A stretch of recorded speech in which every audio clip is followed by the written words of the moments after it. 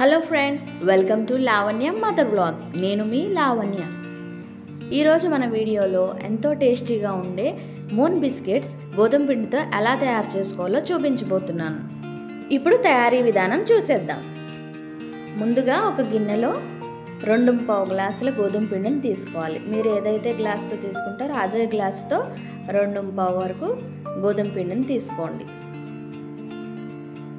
ఆ తర్వాత అదే గ్లాసుతో పంచదార పొడిని, ఒక గ్లాసు పంచదార పొడిని తీసుకోండి. అంటే 2.25 గ్లాసుల గోధుమ పిండి, 1 గ్లాసు పంచదార పొడి, షుగర్ పౌడర్, కొంచెం ఇలాచీ పొడి. మీకు ఇష్టమైతే వేసుకోండి, లేకపోతే వేసుకోకపోయినా పర్వాలేదు.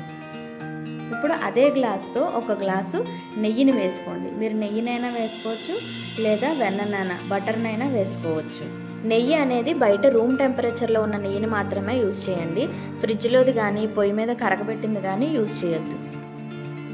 ఏదైతే కొలత గ్లాస్ తీసుకుంటారో అదే గ్లాస్తో 2.25 గ్లాసులు గోధుమ పిండి, 1 గ్లాసు పంచదార పొడి, 1 గ్లాసు నెయ్యి, కొంచెం ఇలాచీ పొడి, ఇవన్నీ వేసుకొని బాగా కలిసేలాగా మొత్తం కలుపుకోవాలి.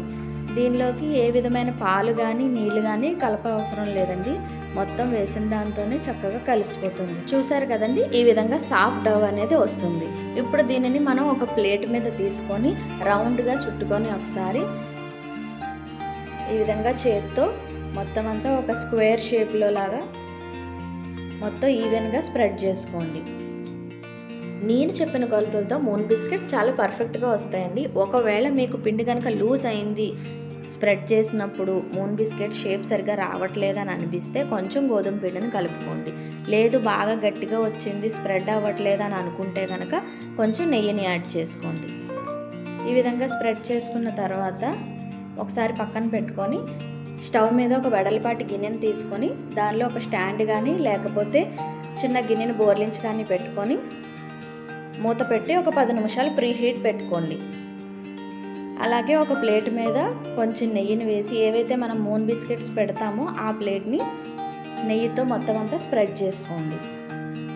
ఇప్పుడు మనం షేప్ చేసి పెట్టుకున్న దాన్ని కప్ కానీ స్టీల్ గిన్నె కానీ లేకపోతే ఏదైనా మూత కానీ మీ దగ్గర ఉన్న సైజుని బట్టి తీసుకొని ఇలాగా మూన్ షేప్లో తీసుకోండి. నేను ఇక్కడ ఒక చిన్న కప్పుని తీసుకున్నానండి. నా దగ్గర ఒక ప్లాస్టిక్ కప్ ఉంది, దాంతో నేను మూన్ బిస్కెట్స్ని కట్ చేస్తున్నాను. ఈ విధంగా కట్ చేసిన తర్వాత మళ్ళీ ఆ ఉండని ఒకసారి రౌండ్ చేసుకొని మళ్ళీ సేమ్ అదే విధంగా స్ప్రెడ్ చేసుకోండి. ఈవెన్గా మొత్తం అన్ని వైపులా ఒకే సైజులో ఉండేలాగా, మరీ లావుగా వద్దండి, మధ్యస్థంగా స్ప్రెడ్ చేసుకొని మళ్ళీ ఏదైతే కప్ తీసుకున్నామో అదే కప్తో మళ్ళీ మూన్ బిస్కెట్స్ని కట్ చేసుకొని నెయ్యి రాసిన ప్లేట్ మొత్తం అరేంజ్ చేసుకోండి. ఇదంతా జరగడానికి ఒక 10 నిమిషాలు పడుతుంది. మూన్ బిస్కెట్స్ అరేంజ్ చేసినప్పుడు జాగ్రత్తగా పెట్టుకోండి, పిండి అనేది చాలా సాఫ్ట్గా ఉంటుంది. ఈ 10 నిమిషాల్లో మనకి గిన్నె చక్కగా హీట్ అయిపోయి ఉంటుంది. ఇప్పుడు దానిలో మనం కట్ చేసి పెట్టుకున్న మూన్ బిస్కెట్స్ ప్లేట్ని అందులో పెట్టేయండి. మనకి మూన్ బిస్కెట్స్ ఉడకడానికి 25 to 30 మినిట్స్ పడుతుందండి. మనం తీసుకున్న గిన్నెని బట్టి దాని యొక్క మందాన్ని బట్టి ఖచ్చితంగా ఒక 25 to 30 మినిట్స్ పడుతుంది. ఫస్ట్ 10 మినిట్స్ మాత్రం మీడియం ఫ్లేమ్లో పెట్టండి, మిగిలిన టైం అంతా లో ఫ్లేమ్లో ఉంచండి. 20 మినిట్స్ తర్వాత ఒకసారి చెక్ చేసుకోండి. ఇప్పుడు పూర్తిగా 30 మినిట్స్ తర్వాత నేను ఓపెన్ చేశానండి.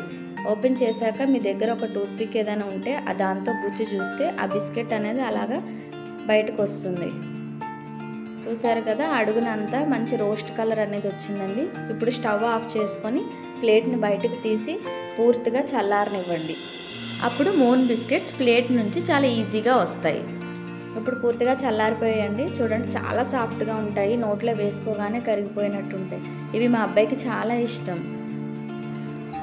అంతేనండి, ఎంతో టేస్టీగా ఉండే మూన్ బిస్కెట్స్, గోధుమ పిండితో చేసిన మూన్ బిస్కెట్స్ రెడీ అయిపోయాయి. మీరు కావాలంటే మైదా పిండితో కూడా చేసుకోవచ్చు. హెల్దీగా కావాలనుకుంటే గోధుమ పిండితో తయారు చేసుకోండి.